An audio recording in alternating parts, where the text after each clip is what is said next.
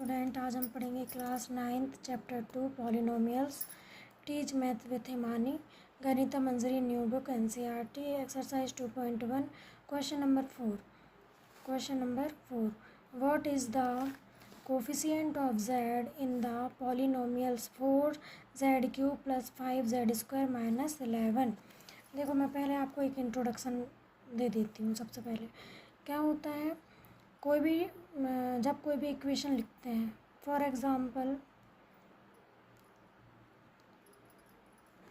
हमने एक इक्वेशन लिखी 5x + y, ठीक है। अब ये जो x और y है, ये क्या है, हमारे वेरिएबल्स होते हैं। क्या होते हैं? वेरिएबल्स होते हैं, ठीक है। x y हमारी क्या है, मतलब कि a से लेकर z तक के जितने भी हैं, A to Z जितने भी अल्फ़ाबेट हैं, वो क्या होते हैं, हमारे वेरिएबल्स होते हैं, ठीक है। और इसके आगे जो नंबर है वो क्या होता है, इसके आगे जो नंबर है ये होता है कांस्टेंट टर्म। इसी को हम क्या बोलते हैं, कोफिशिएंट। क्या बोलते हैं, कोफिशिएंट। जैसे इसके आगे क्या है, 5 है, यहाँ बाय के आगे कुछ नहीं है, मतलब कितना है, 1 है। जब 1 से मल्टीप्लाई है ना, कुछ नहीं है तो ये भी क्या है, इसकी कांस्टेंट टर्म है। अब देखो इनकी पावर, अब सेकंड एग्जांपल लो, जैसे 5x की पावर है 3, है ना। तो यहाँ पे जो वेरिएबल है वो तो x है, कांस्टेंट टर्म है वो क्या है, 5 है, ठीक है। और इसकी ये जो पावर है 3, ये जो पावर है, इसको हम क्या कहेंगे, डिग्री कहते हैं। क्या कहते हैं? डिग्री कहते हैं, ठीक है। क्लियर। अब हमसे क्या पूछा है क्वेश्चन में, what is the coefficient of z in the polynomial.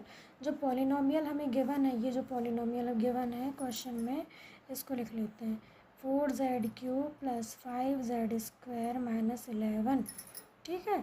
तो इसमें कोफिशिएंट पूछा है किसका, z का। तो अब आप बताओ z का coefficient in the polynomial, z का कोफिशिएंट पूछा है।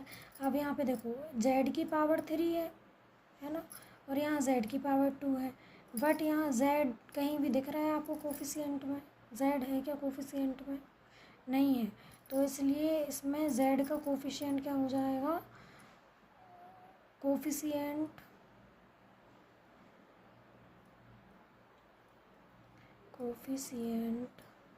ऑफ z क्या हो जाएगा, 0, क्योंकि यहाँ पे z कहीं भी मल्टीप्लाई में नहीं है। इस इक्वेशन में है क्या मल्टीप्लाई में, जिसकी z की पावर 1 है क्या, कहीं भी दिख रही है, यहाँ कहीं भी 1 नहीं है ना, इसलिए ये कोफिशिएंट क्या हो जाएगा, z का 0 हो जाएगा।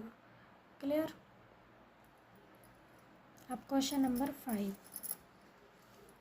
आपको ये नहीं लिखना है, ये मैंने सिर्फ आपको एक्सप्लेन किया है, इतना बस नोट डाउन करना। क्वेश्चन नंबर 5 क्या जाएगा, what is the constant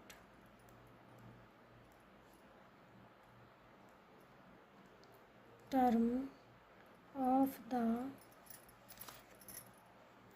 polynomial.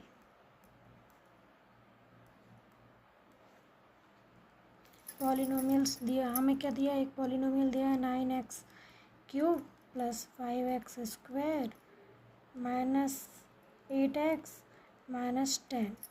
देखो सॉरी, एक चीज़ गलत हो गई, ये हमारा क्या है, कोफिशिएंट है ना, ये हमारा क्या है, कोफिशिएंट है, कांस्टेंट टर्म नहीं है।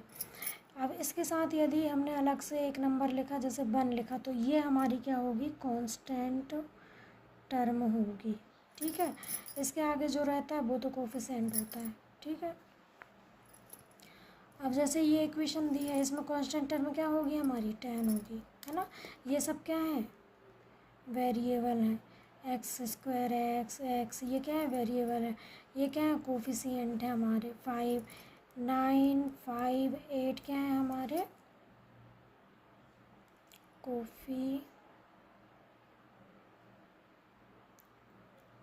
कोफिशिएंट है ना। और x³ x² और x क्या है हमारे, वेरिएबल्स हैं, और कांस्टेंट टर्म क्या है यहाँ हमारी, कांस्टेंट टर्म क्या है, ओनली 10। तो ये हमारी क्या है, कांस्टेंट टर्म। आंसर क्या आ जाएगा, 10। ठीक है, ऐसा लिख सकते हैं, कांस्टेंट टर्म इज़ 10। ठीक है।